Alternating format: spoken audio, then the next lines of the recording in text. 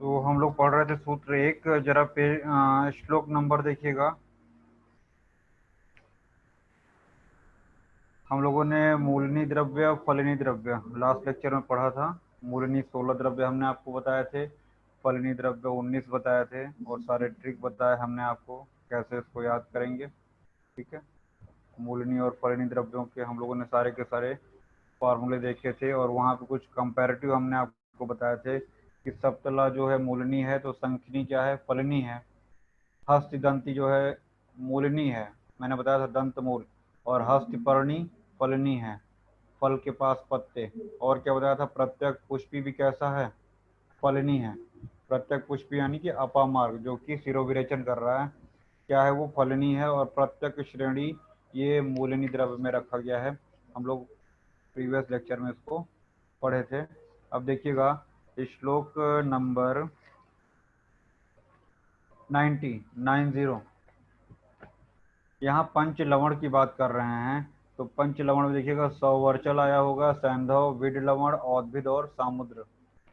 ठीक है, तो ये पंच लवण में सौवर्चल, सैंधव, 90 नंबर श्लोक, सौवर्चल, सैंधव, विड, औद्भिद और सामुद्र।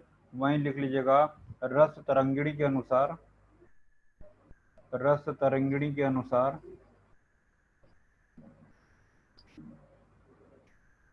सैंधव, सामुद्र, सैंधव, सामुद्र,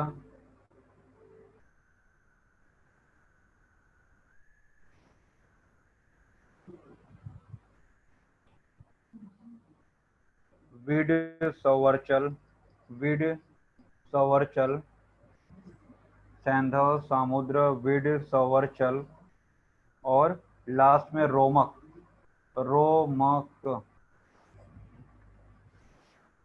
ये रस तरंगिणी के अनुसार हो गए पंच लवण। लवण के गुण लिख लीजिएगा, लवण के गुण। आवाज आ रही है मेरी ना? Yes sir. Yes sir.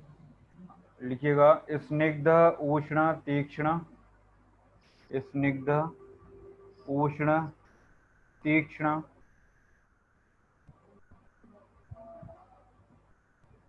एवं अग्निदीपन, एवं अग्निदीपन।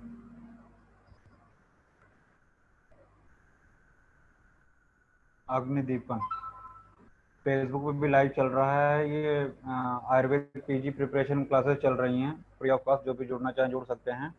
और चरक सूत्र स्थान 1 चल रहा है इस समय। ठीक है, तो श्लोक नंबर 90 पंच लवण की बात हम लोगों ने कर ली। फिर हमने आपको बताया गुण स्निग्ध, उष्ण, तीक्ष्ण, अग्निदीपक। कर्म में लिखिएगा अजीर्ण, अजीर्ण, आनाह, शूल, अजीर्ण, आनाह, शूल, वात व्याधि, अजीर्ण, आनाह, शूल, वात व्याधि, गुल्म, उदर में उपयोगी। 92 93 नंबर श्लोक जो है वही हमने आपको लिखाया, देखिएगा। 91 में देखिएगा फर्स्ट हाफ में स्निग्ध, उष्ण, तीक्ष्ण, दीपनीय मिला। 91 का यस फर्स्ट सर। हाफ, ये इसके गुण हो गए सभी लवण के। फिर इसके बाद जो हमने आपको लिखा है इसके कर्म अजीर्ण, आना, शूल, वात व्याधि, गुल्म और उदर में उपयोगी। ठीक है, एक शस्त्र कर्म को भी अंडरलाइन कर लीजिएगा, शस्त्र कर्म में भी उपयोगी है। फिर 94 95 की बात करते हैं मूत्र के बारे में। तो चरक ने अष्ट मूत्र यहाँ पे वर्णन किए हैं सूत्र 1 में, श्लोक नंबर 94 95 में, 94 95 में। वहीं लिख लीजिएगा सुश्रुत ने 9 मूत्रों का वर्णन किया है। सुश्रुत 9 मूत्र, सुश्रुत 9 मूत्र, 8 प्लस मानुष मूत्र, 8 प्लस मानुष मूत्र।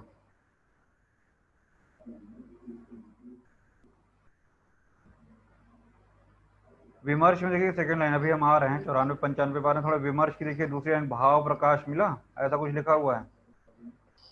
भाव यस प्रकाश सर। में भी गो अजा ऐसा कुछ करके लिखा होगा। स्त्रीणाम मूत्रम प्रशस्यते, तो लिख लीजिएगा गाय भैंस भेड़ बकरी, गाय भैंस भेड़ और बकरी, इनमें फीमेल रहना चाहिए, जिसका मूत्र ले रहे हैं फीमेल होना चाहिए, ठीक है ना। गाय भैंस जो अष्टमूत्र या जो भी मूत्र बताए हैं उनमें से इन चारों जानवरों में फीमेल का मूत्र प्रशस्त बताया है भाव प्रकाश ने। गाय भैंस भेड़ और बकरी, इनको लिख के फीमेल का सिंबल बनाते हैं ना, गोला बना के नीचे प्लस, तो इस तरीके से बना लीजिएगा तो याद रहेगा, गाय भैंस भेड़ और बकरी। फिर इसके बाद लिखा हुआ है खर उष्ट्र, मिला। Yes sir. तो लिखा हुआ हिंदी में गाय बकरी भेड़ भैंस का स्त्री जाति का मूत्र, गधा ऊंट और हाथी और मनुष्य घोड़ा का पुरुष जाति का मूत्र लेना हितकर है, ठीक है ना। परंतु लाघवम जाति सामान्य स्त्रीणाम पुंसाम च गौरवम के अनुसार सभी स्त्री जाति का मूत्र लघु होता है और पुरुष जाति का मूत्र गुरु होता है, याद रखिएगा इसको, ठीक है ना। अतः लघु होने के नाते स्त्री जाति का मूत्र प्रशस्त होता है, ये यहाँ पे विमर्श में आया है। आइए श्लोक नंबर 95 में देखिएगा। आविमूत्रम अजामूत्रम गोमूत्रम महिषम च यत हस्तिमूत्रम यथो अष्ट्रस्य, तो अष्ट्रस्य यही अष्टमूत्र है। हयस्य, हय घोड़े को बोलते हैं, च खरस्य, ठीक है। ये अष्टमूत्र है। देखिए क्या क्या लिखा हुआ है। अवि मतलब भेड़ बोलते हैं, ठीक है ना। अजा मतलब बकरी, गोमूत्र महिष भैंस को, फिर उसके बाद हस्ती हाथी को, उष्ट्र ऊंट का हो गया, हय हमने बताया घोड़े को बोलते हैं, और खर बोलते हैं गधे को। तो ये अष्टमूत्र यहाँ पे बताए गए हैं, ठीक है। तो फटाफट दो कॉलम बना लीजिए, फटाफट दो कॉलम, दो नहीं तीन कॉलम बनाइए, तीन कॉलम फटाफट बनाइए। पहले कॉलम में मूत्र लिखिएगा, दूसरे कॉलम में रस, तीसरे कॉलम में प्रधान कर्म रोगग्नता। पहले में मूत्र, दूसरे कॉलम में प्रधान रस, ध्यान दीजिएगा हम प्रधान शब्द यूज कर रहे हैं, प्रधान रस, और तीसरे में प्रधान कर्म ऑब्लिक रोगग्नता, कौन से रोग का शमन करेगा। तो पहला लिखिएगा मूत्र में गोमूत्र, रस में लिखिएगा मधुरम, मधुरम, कर्म में लिखिएगा कृमि कुष्ठनुत, ओरिजिनल कंटेंट लिखा रहा हूं मैं, कृमि कुष्ठनुत, समझ में आ रहा है ना। Yes sir. कृमि कुष्ठनुत कॉमा कंडु शामक, कंडु, कंडु मतलब ईचिंग, कंडु शामक उदर रोगे हितम, उदर रोगे हितम। अब मैंने आपको पूरी चिकित्सा सिद्धांत पूरा चिकित्सा पढ़ाया है। हर जगह गोमूत्र कहाँ आया है, कफ में आया है। हमने आपको बताया है कई जगह चिकित्सा में हम लोगों ने देखा कि पित्त में अक्सर क्षीर का प्रयोग हुआ है और कफ में अक्सर गोमूत्र का प्रयोग हुआ है, ऐसा कुछ बताया है मैंने। Yes sir. तो याद रखिएगा यहाँ पे एक आया है कंडू, कंडू भी अक्सर कफ की वजह से होता है, जब हम लोग अभी फ्यूचर में पढ़ेंगे तो कंडू का भी मुख्य कारण कफ ही होता है। तो कंडू शामक हो गया और उदर रोगों में हितकारी होता है ना। फिर इसके बाद लिखिएगा दूसरा अजामूत्र, अजामूत्र, रस में लिखिएगा इसमें मधुर कषाय, मधुर कषाय, यानी पहला और आखिरी।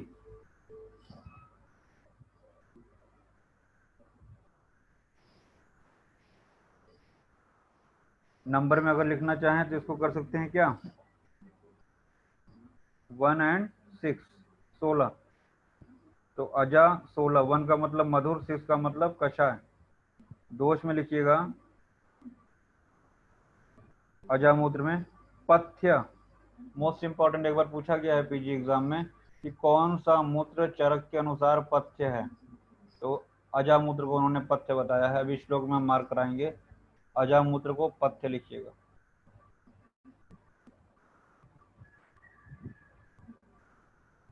इसी में लिखिएगा त्रिदोषघ्न, अजामूत्र में ही त्रिदोषघ्न।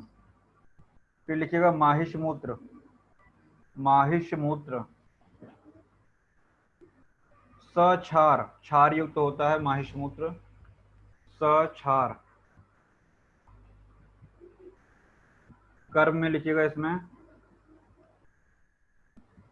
शोफ अर्शनाशक, शोफ अर्शनाशक, उदर रोग नाशक, शोफ अर्श उदर, शोफ अर्श उदर नाशक प्लस सर होता है, सर गुण होता है ये,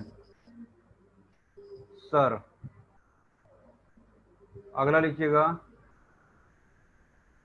माहिष के बाद उष्ट्र मूत्र, उष्ट्र।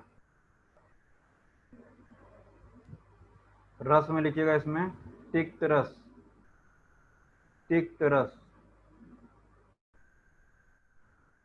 5 नंबर।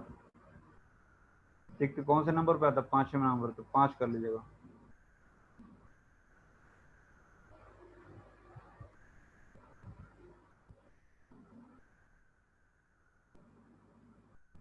लिखिएगा इसमें कर्म में श्वास काश अर्शनाशक, श्वास काश अर्शनाशक।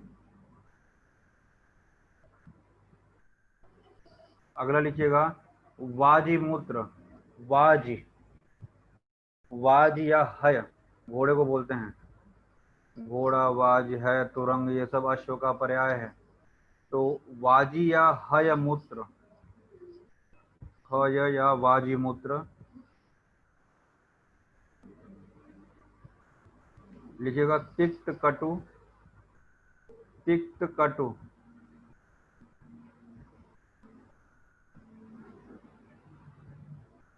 तिक्त कटु। कर्म में लिखिएगा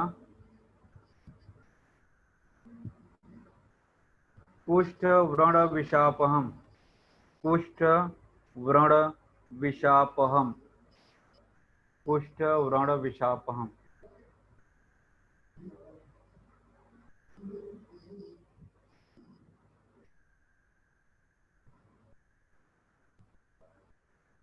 इसके बाद लिखिएगा आवी मूत्र, आवी,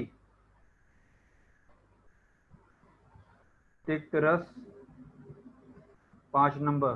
तो अभी एक जगह और भी हमने तिक्त रस लिखाया था उष्ट्र में, तो उष्ट्र और आवी दोनों तिक्त हो गए, 5 नंबर।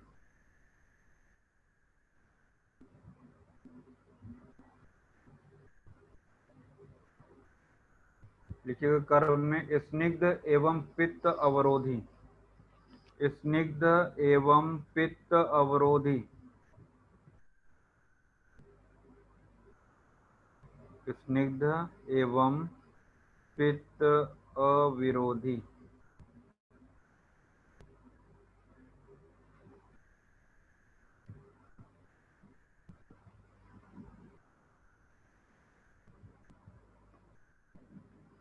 अगला लिखिएगा हस्तिमूत्र, हस्तिमूत्र, लवण, लवण। इसके कर्म इंपॉर्टेंट है कृमि कुष्ठ नाम, कृमि कुष्ठ नु तभी हमने आपको लिखाया था गौमूत्र में, गव्य। हाँ, और यहाँ पे कृमि कुष्ठ नाम, कृमि कुष्ठ नाम। इसके बाद लिखे कॉमा करके प्रशस्तम बद्ध विड़मूत्र, प्रशस्तम बद्ध विड़मूत्र,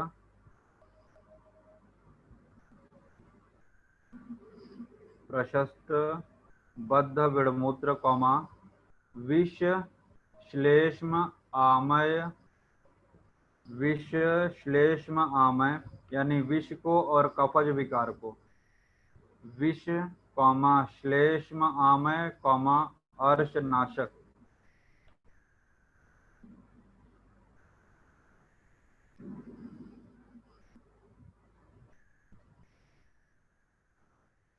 यानी कि जिनके मल मूत्र में रुकावट है, बद्ध विड़मूत्र मतलब हमने आपको एक शिष्ट विड़मूत्र पढ़ाया है, एक बद्ध विड़मूत्र पढ़ाया है।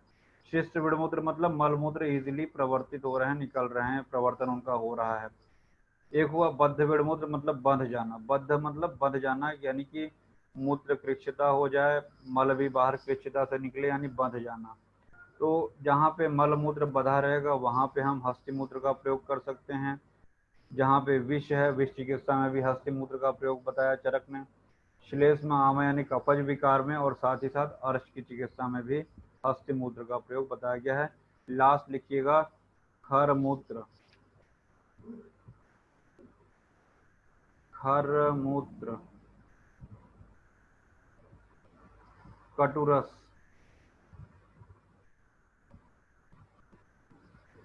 कटुरस।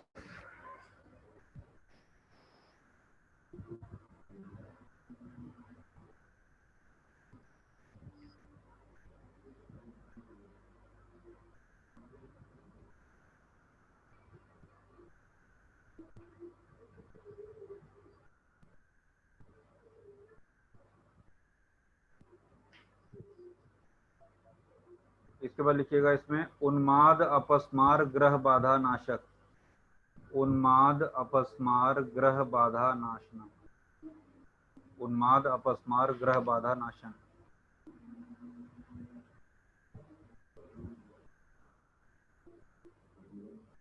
कपिला नाम गवाम मूत्रम, ऐसा कुछ याद आ रहा है? अपस्मार में आपको पढ़ाया था, जब अपस्मार चिकित्सा पढ़ाई थी तो वहां पे कपिल वर्ण की गाय का मूत्र भी अपस्मार चिकित्सा में बताया था। देखिएगा उसको, अपस्मार चिकित्सा उठा के, यहाँ पे यस सर, याद है। कायस्थ्यादिवर्ती वगैरह। तो हमने कहा था कि उन्माद में अगर बोथ आंसर रहेगा तो बोथ लगाएंगे। कपिला नाम गवाम मूत्र वहां से लगेगा, और यहाँ से खर मूत्र का यानी गधे के मूत्र का उन्माद अपस्मार। लोग कहते हैं ना गधे जैसी बुद्धि हो गई है, लेकिन जब बुद्धि की प्रॉब्लम होगी, उन्माद अपस्मार यानी मानसिक विकार होगा, तो उसी गधे के मूत्र का प्रयोग करते हैं। तो ऐसे याद रहता है, याद रखिएगा, ठीक है ना। कुछ है जैसे खर्चा, तो जहाँ खर है वहां पे खर्चा यानी खर में 4 नंबर, 4 नंबर पे रस कौन सा आता है? कटु। कटु। कटु। हल, हस्ती में लवण, हल, हल होता है ना, हल। यही सब चीजें याद रहेंगी। वो 4-5 नंबर जहाँ याद करना हम बताएंगे। हल लिखिएगा। गोमूत्र पता रहता है, मधुर, उसमें कंफ्यूजन नहीं होता है। गाय और भैंस का नहीं भूलता है आदमी, भैंस में छार दिया हुआ है और गाय का मधुर होता है, ये दोनों याद रखिएगा। हल हो गया, खर्चा हमने बता दिया, और फिर एक है आपका वाजी, वाटिका याद रखिएगा। वाटिका, वा से वाजी, टी से तिक्त और का से कटु, वाटिका। समझ में आया कि नहीं? यस वा, सर। वाटिका।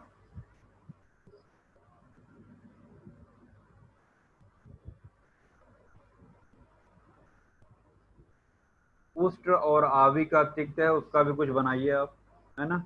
और अजा जो है 16 है,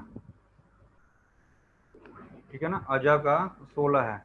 वही एक ऐसा है, वो अजा और वाजी दोनों में जा आया है, ध्यान दीजिएगा। अजा और वाजी दोनों में जा आया है, और दोनों में 2-2 रस हैं। तो अजा में कितने हैं? 2, 16 नंबर। और वाजी में 2 कौन कौन से हैं? तिक्त और कटु, याद रखिएगा। ज वाले दोनों, अजा में ज, वाजी में द, ज, दोनों में 2-2 हैं। अगला देखिएगा, श्लोक पे आ जाए 101 पे। 101 के पहले देखिएगा 96 नंबर श्लोक। मूत्रों के सामान्य गुण मिला 96। सामान्य रूप से सभी मूत्र उष्ण, उष्ण, अरुक्ष, रुक्ष नहीं है, अ बना हुआ है, अरुक्ष, कटु, लवण, ये पूछा गया है। लवण रस वाले होते हैं। सामान्य अगर पूछा जाए गुण तो लवण बताएंगे, ठीक है। क्वेश्चन आया हुआ है, ध्यान रखिएगा इसको। अरुक्ष होते हैं, कटु होते हैं और लवण होते हैं। और इसके बाद आ जाए 99 नंबर श्लोक पे देखिएगा। 99 में देखिएगा, पांडु रोग उपसृष्टा नाम श्लेष्माणम शमयत पीतम मारुतम च अनुलोमयत। श्लेष्मा यानी कफ का शमन और वायु का अनुलोमन करते हैं, ठीक है। और पित्त का रेचन करेंगे, जो लिखा हुआ है ना, कर्षेत पित्तम अधोभागम, अर्थात पित्त का रेचन करेंगे, पित्त को अधो मार्ग से बाहर निकालेंगे। तो ध्यान रखिएगा, कफ का शमन, वात का अनुलोमन और पित्त को अधो मार्ग से यानी कि रेचन कराएंगे। ठीक है, आगे बढ़ते हैं। देखिएगा विमर्श में देखिएगा मूत्र में प्रधान रस कटु हो गया और लवण अनुरस होता है, इसको अंडरलाइन करिएगा। प्रधान रस कटु हो गया और लवण अनुरस होता है, और तीनों दोषों में लाभकारी कैसे हुआ? कफ का शमन, वात का अनुलोमन और पित्त का रेचन करेगा। यही विमर्श में वाग्भट ने पित्तलम लिखा है। मिला कि नहीं चौथी लाइन विमर्श की? वाग्भट ने मूत्र को पित्तवर्धक बताया है, ये वाग्भट का एक एक्सेप्शन है, ध्यान रखिएगा। ठीक है, पित्तलम को अंडरलाइन करिएगा।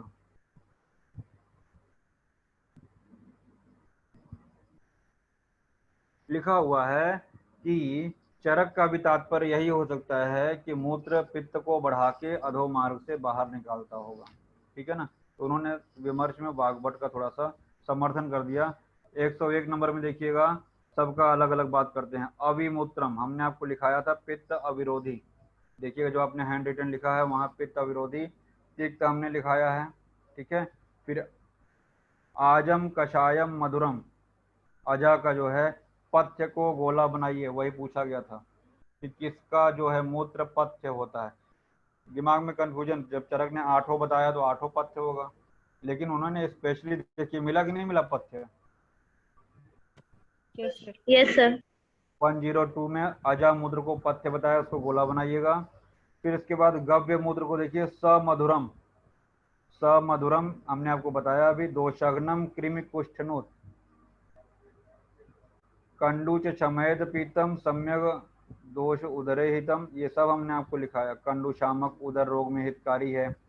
फिर अर्श, वहां पे एक लाइन खींचिएगा, हितम के बाद एक लाइन खींचिएगा, यहाँ पे सम्यक दोष उदरे हितम, वहां पे एक लाइन खींचिएगा ऑब्लिक करके।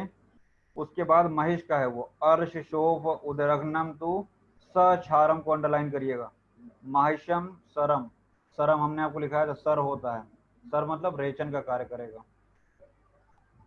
अगली लाइन में आ जाइएगा, हस्तिक, हस्ती कैसा होता है? लवण, हमने आपको ट्रिक बताया हल। हस्ती कैसा रस होगा? लवण रस होगा।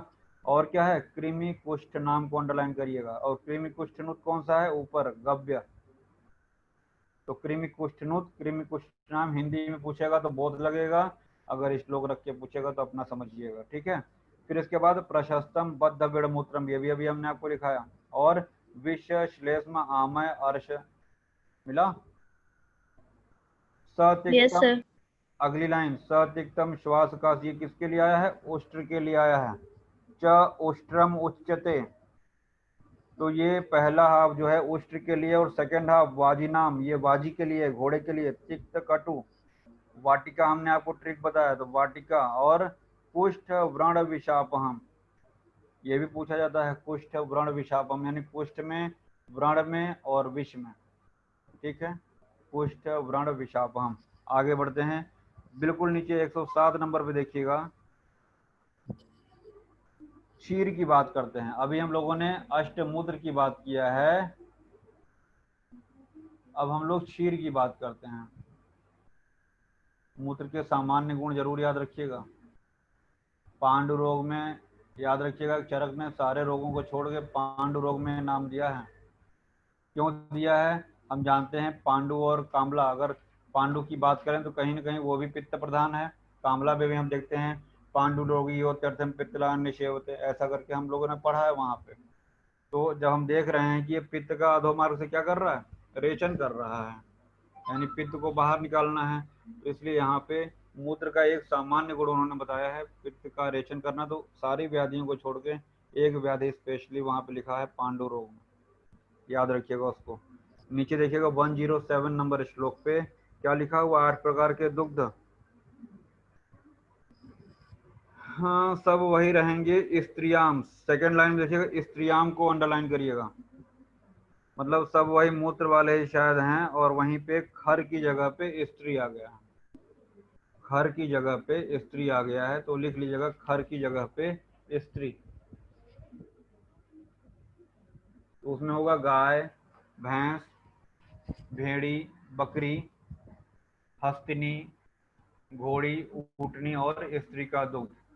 ठीक है, नेक्स्ट पेज पे आ जाइएगा, सारे के सारे एक जगह लिख लीजिए। खर नहीं है, खर मूत्र में है, और खर मूत्र की जगह जब क्षीर की बात करेंगे तो 7 तो वही रहेंगे, खर की जगह पे स्त्री क्षीर आ जाएगा। ठीक है, 108 से लेके 113 तक बहुत इंपॉर्टेंट है, ध्यान रखिएगा। मोस्ट इंपॉर्टेंट चीज बताने जा रहे हैं, पूछा जाता है ये। प्रीणम, बृंघणम, वृश्यम, मेध्यम, बल्यम, मनस्करम, ये सब क्षीर के गुण की बात हो रही है। वैसे तो क्षीरम जीवनिया नाम बताया है चरक ने, अग्रय में क्षीरम जीवनिया नाम लिख लीजिएगा, क्षीरम जीवनिया नाम, क्षीरम जीवनिया नाम। और यहाँ पे क्या क्या है, प्रीरण कर्म करेगा, बृंघण, वृश्य, मेद्य, बल्य, मनस्करम, जीवनीय, श्रमहरम, श्रमहर है, थकावट को दूर करेगा। और अग्रय में हम लोग पढ़ते हैं सुरा श्रम हराणाम, सुरा श्रम हराणाम। और एक और पढ़ते हैं स्नान श्रम हराणाम। भाई सब कोई तो दारू नहीं पिएगा, अल्कोहल नहीं पिएगा, तो जो अल्कोहल नहीं पीता है उसके लिए थकावट कैसे दूर करेगा, स्नान कर ले, है ना। तो चरक ने दोनों ऑप्शन बताए हैं। सूत्र 25 में हम लोग पढ़ेंगे अग्रह में स्नान श्रम हराणाम और सुरा श्रम हराणाम, अग्रह का है ये। और यहाँ पे क्षीर को भी श्रमहर कहा है, थकावट को दूर करेगा। वैसे हम लोग श्रमहर एक महाकषाय भी अभी चौथे चैप्टर में पढ़ेंगे, श्रमहर महाकषाय पढ़ेंगे, वहाँ पे खरजूर वगैरह भी आएगा। तो आपने देखा होगा जब रोजा खोलते हैं तो खरजूर डेट खाते हैं ना, मुस्लिम भाई लोग खाते हैं। तो श्रमहर वो भी थकावट को दूर करता है, बहुत ज़्यादा एनर्जी होता है, पौष्टिक होता है वो। फिलहाल यहीं पे रहते हैं हम लोग। श्रमहर साथ ही साथ श्वास कास में उपयोगी है। अगला जो 110 नंबर का जो फर्स्ट हाफ है बीएचओ में पूछा गया है, हांति शोणित पित्तम च संधानम विहतस्य च। शोणित पित्त में यानी रक्त पित्त की बात कर रहे हैं, रक्त पित्त में लाभकारी है क्षीर।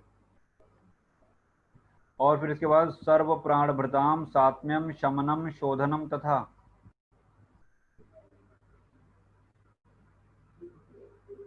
यहाँ पे एक विहत शब्द आया होगा, हंति शोणित पित्तम च संधानम विहतस्य च। तो संधान का मतलब होता है हीलिंग, विहतस्य मतलब फ्रैक्चर, भग्न जब हो जाएगा, फ्रैक्चर हीलिंग। आप जानते हैं क्षीर में कैल्शियम भी होता है, तो फ्रैक्चर को हील भी करता है, यानी कि भग्न संधानकृत है। फ्रैक्चर को, भग्न का मतलब होता है फ्रैक्चर, तो फ्रैक्चर को भी हील करेगा। फिर इसके बाद लिखा हुआ है सभी जीवधारियों के लिए सात्म्य है, सर्व प्राण भृताम सात्म्य, सभी जीवधारियों के लिए सात्म्य है। शमन शोधन मतलब दोषों का शमन और शोधन करने वाला है। शोधन कैसे करेगा, रेचन का कार्य करता है ना। अभी हम लोगों ने पढ़ा कहाँ पे, चिकित्सा में कई जगह हम लोगों ने पढ़ा कि क्षीर क्या करता है, रेचन का कार्य करता है। कहीं स्मरण हो रहा है, कहीं याद आ रहा है।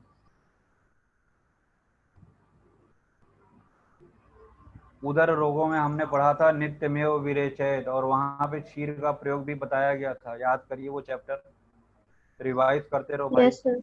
Yes sir. फेसबुक पे भी कई लोग देख रहे हैं, मैं बता दूं कि मैं यहाँ पे जूम पे क्लास ले रहा हूँ, वो सोच रहे हूँ किससे पूछ रहे हैं, किससे जवाब दे रहे हैं। तो यहाँ बच्चे जो है ऑनलाइन पढ़ रहे हैं और इसी क्लास को मैं लाइव टेलीकास्ट कर रहा हूँ, लाइव स्ट्रीमिंग कर रहा हूँ फेसबुक पे। एक्चुअली बच्चों को भी हमारे नहीं पता होगा, मैं बता दूँ मोबाइल से मैं डायरेक्ट लाइव किया हूँ, OBS से नहीं किया हूँ लाइव, इसलिए आपकी क्लास सेपरेट चल रही, लाइव अलग चल रहा है, आपकी आवाज़ फेसबुक पे नहीं आ रही है।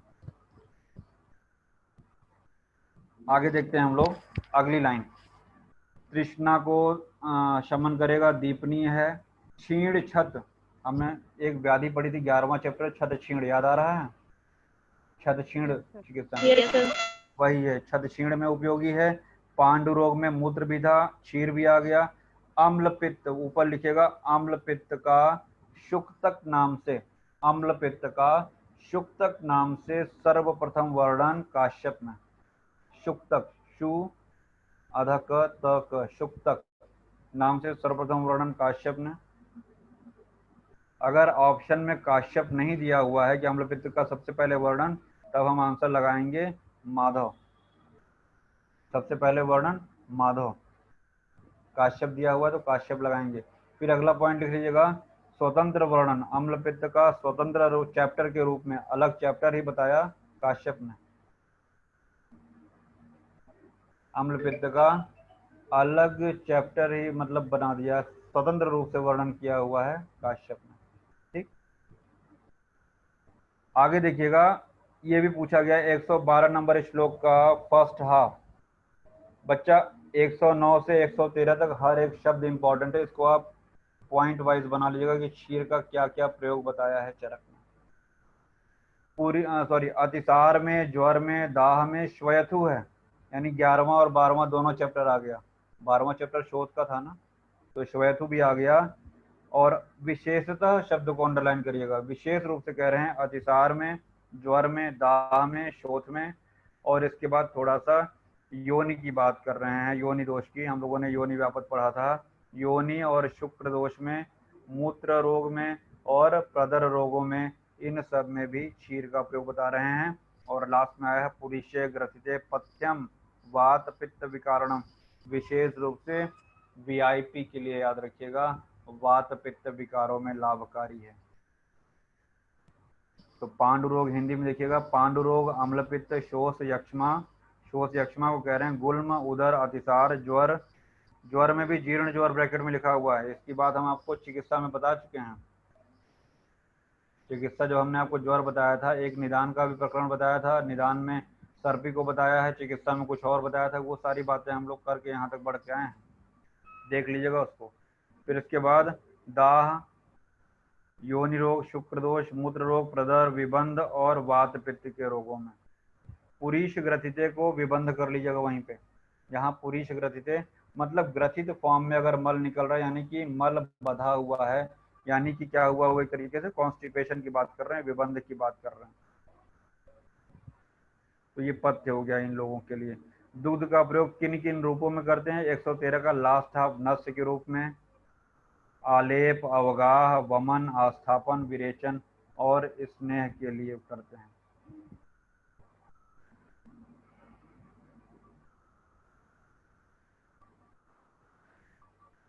शतपथ ब्राह्मण का एक रेफरेंस दिया हुआ, विमर्श की सेकंड लाइन क्या है? शतपथ ब्राह्मण में क्षीर को ही मनुष्य का प्रधान अन्न माना है। एतद वै पय एव अन्नम मनुष्याणाम, शतपथ ब्राह्मण का रेफरेंस दिया हुआ है, उसको याद कर लीजिएगा। नेक्स्ट पेज पे आइएगा, यहीं पे हम लोग पढ़ेंगे षड शोधन वृक्ष। षड शोधन वृक्ष, तो लिखिएगा पहले तो 3 वृक्ष लिखिए जिनका क्षीर उपयोगी। इन 6 वृक्षों को हम 3-3 के 2 ग्रुप में बांटेंगे।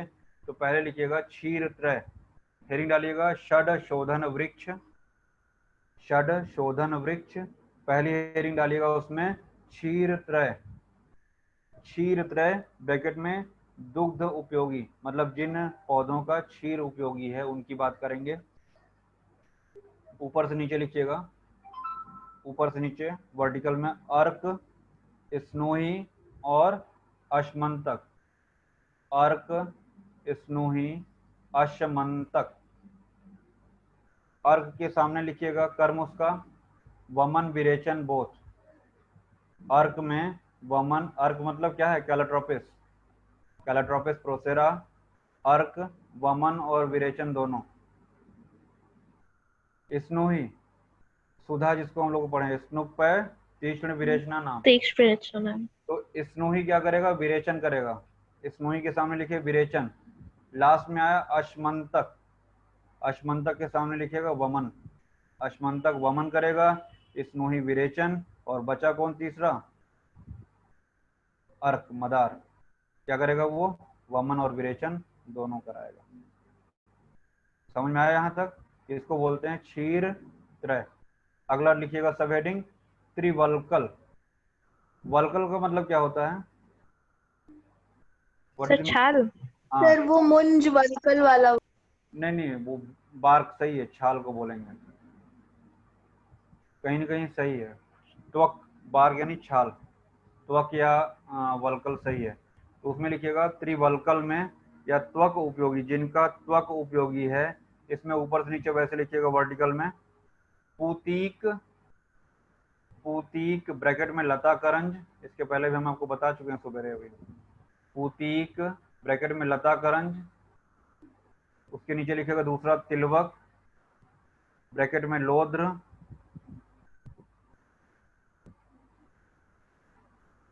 लोद्र, और तीसरा कृष्णगंधा, कृष्णगंधा ब्रैकेट में शोभांजन, शोभांजन।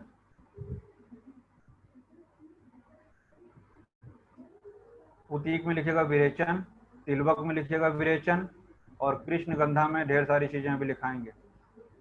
पुतीक तिलवक दोनों में विरेचन, कृष्ण गंधा में सारे के सारे स्किन डिसऑर्डर आ जाते हैं। कैसे याद रहता है? कृष्ण जी का वर्ण श्याम था, तो हमको याद रहता है कृष्ण गंधा में सारे के सारे वही स्किन की बात करते हैं, उनके श्याम उनका वर्ण के नाम पे देते हैं। तो यहाँ स्किन की बात करेंगे। क्या क्या उसमें लिखिएगा? परिसर्प, शोथ, अर्श लिखिएगा। परिसर्प, परिसर्प, शोथ, अर्श,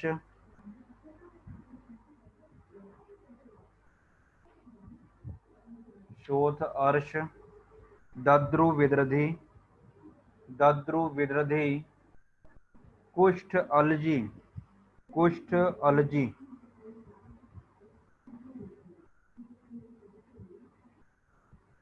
श्लोक में आ जाइए फटाफट, जो हमने आपको लिखा है सब यहाँ पे लिखा हुआ है। अथा परे त्रयो वृक्षा पृथक में फलमूल भी है। मिला ये वाला श्लोक 115 115। Yes, sir.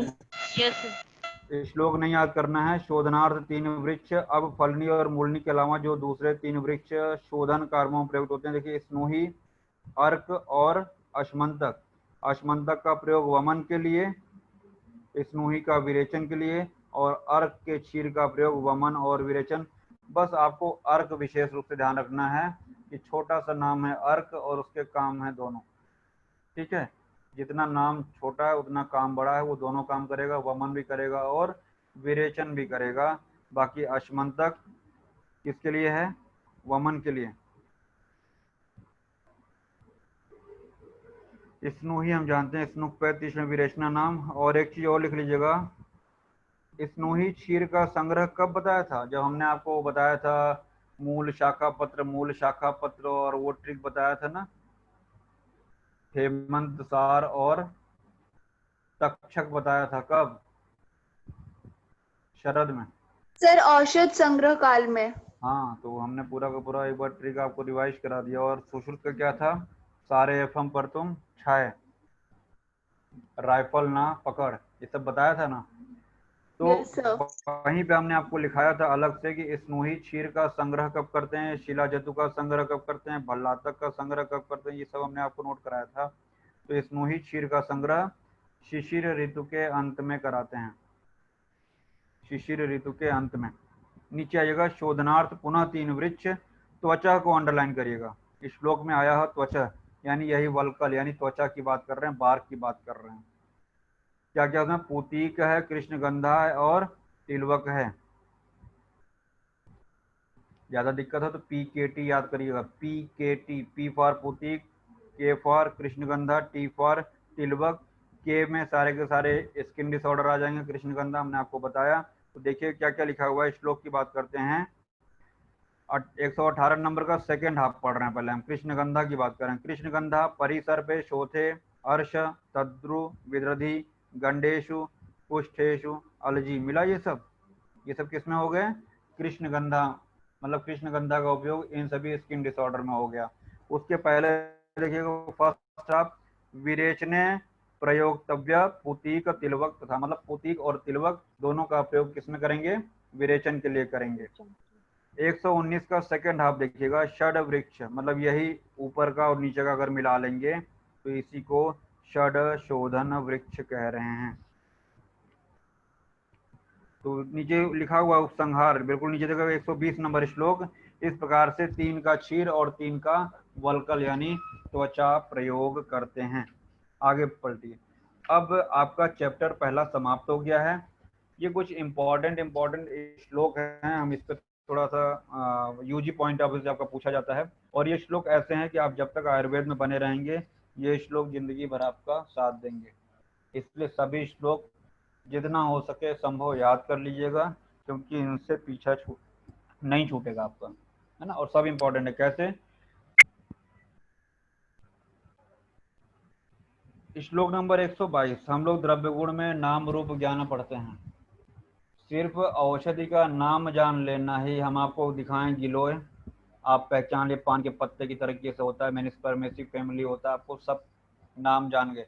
लेकिन क्या नाम के जानने से सब कुछ मिल जाएगा? नहीं, उसके गुण कर्म के बारे में भी जब तक आप नहीं जानेंगे अधूरा है आपका ज्ञान। वही लिखा हुआ है 122 नंबर 122, न नाम ज्ञान मात्रेण रूप ज्ञानेन वा पुनः औषधि नाम पराम प्राप्ति कश्चित द्वेति मो मिला कश्चित उदेतिर्मर्हति। Yes, sir.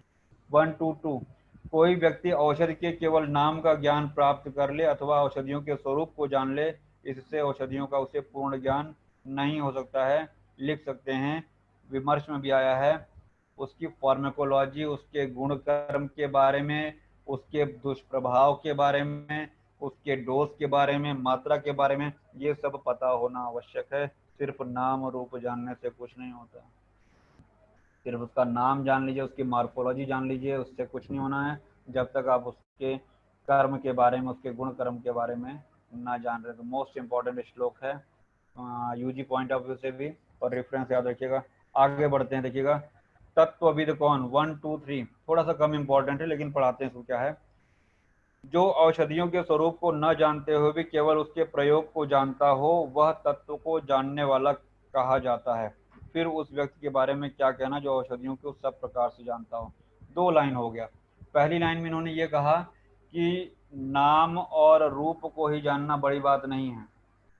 आगे थोड़ा सा इन्होंने उसको तत्वविद कर दिया, थोड़ी सी तारीफ कर दिया, जो नाम और रूप भले न जाने लेकिन उसके गुण कर्म के बारे में जानता रहे।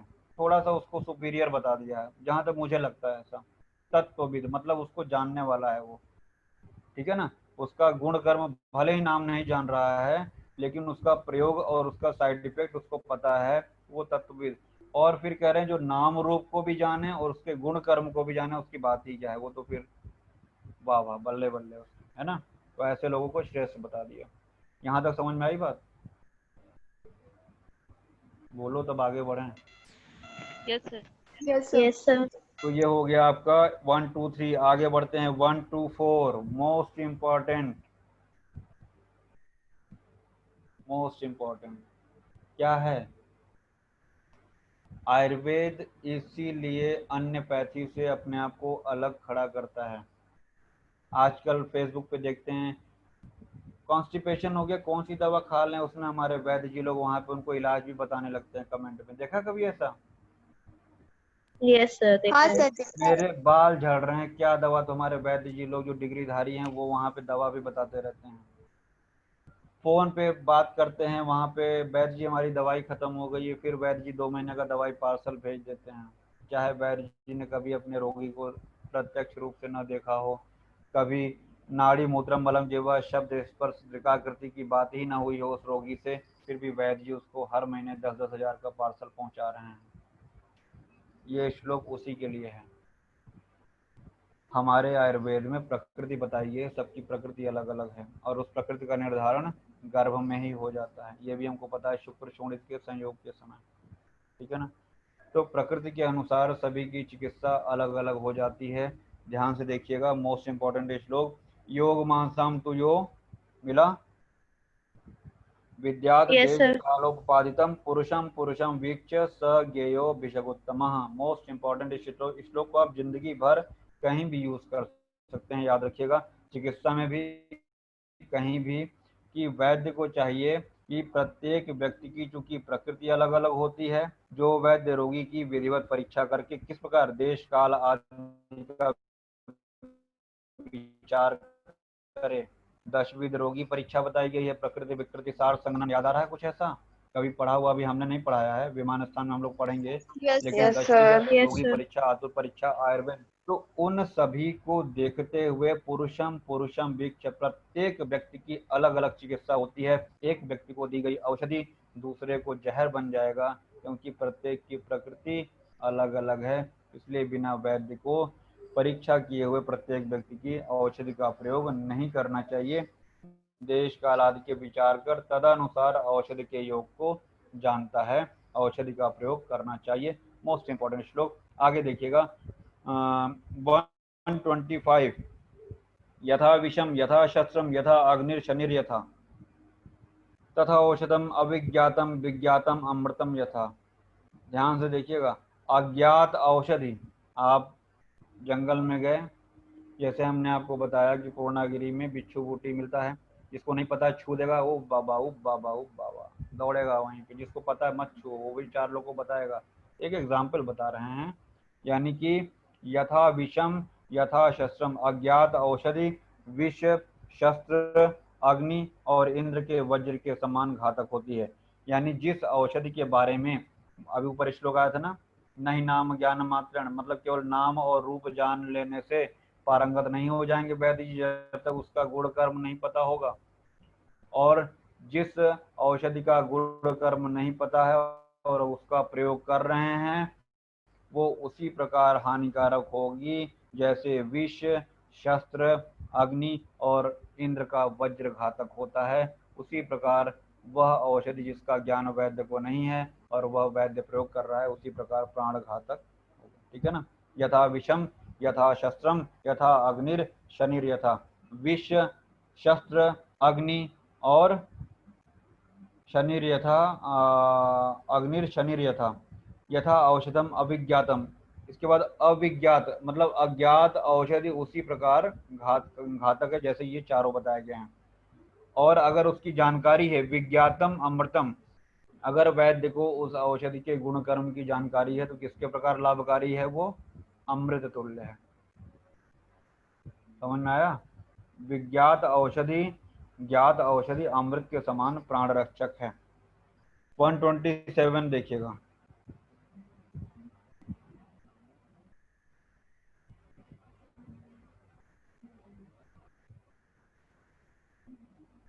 वन 127 योगा तभी विषम तीक्ष्णम उत्तमम भैष्यम भवेत। मिला ये वाला?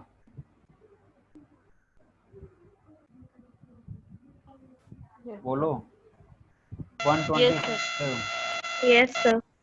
जो हम बोल रहे हैं उसको पेंसिल से नोट कर लिया करो, वरना कहानी खत्म बात खत्म। ठीक है।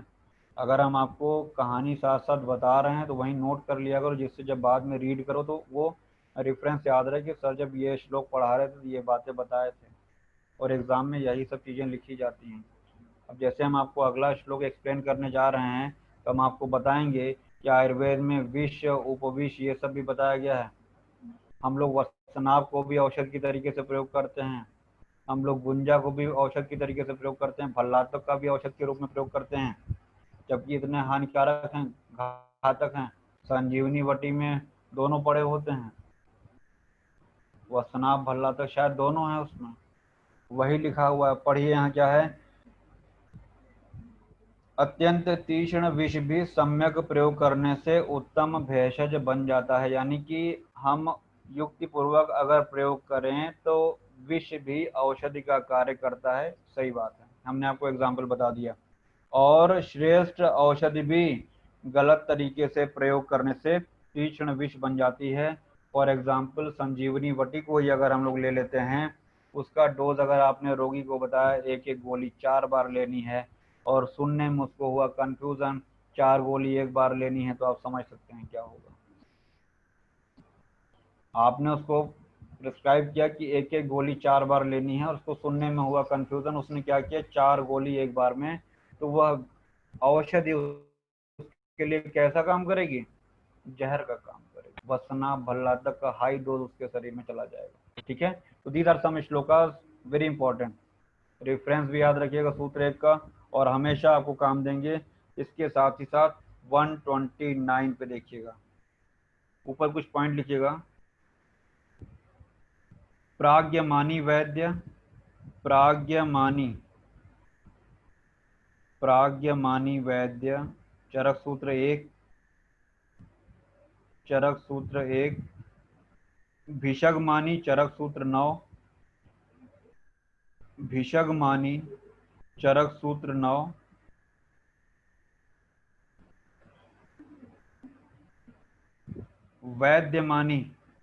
वैद्यमानी चरक सूत्र 16। ये कुछ वैद्य से संबंधित शब्द आपको मिलेंगे। भिषग चरक सूत्र 16, जहाँ चिकित्सा प्रवृत्ति अध्याय स्टार्टिंग में हमने आपको बताया था।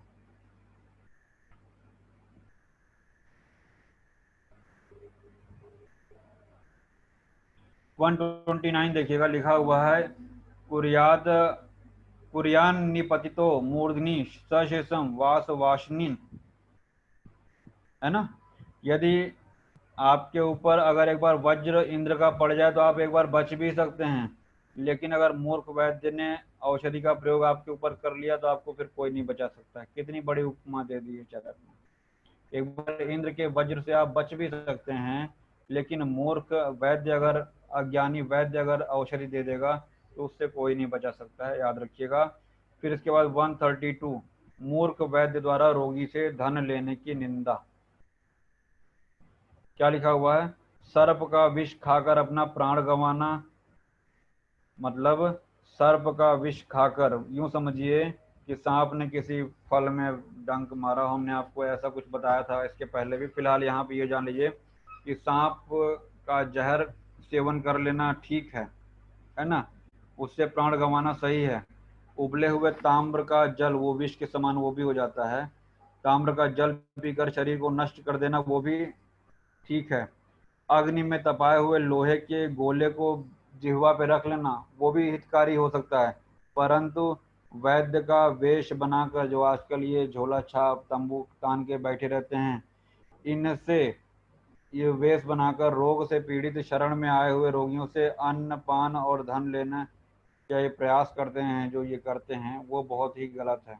यानी कुल मिला के क्वैक की यहाँ पे निंदा की गई है।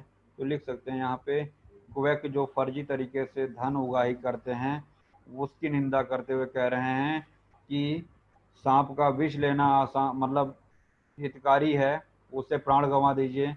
उबले हुए ताम्र को जल में पका के सेवन कर लीजिए वो भी चल जाएगा, है ना।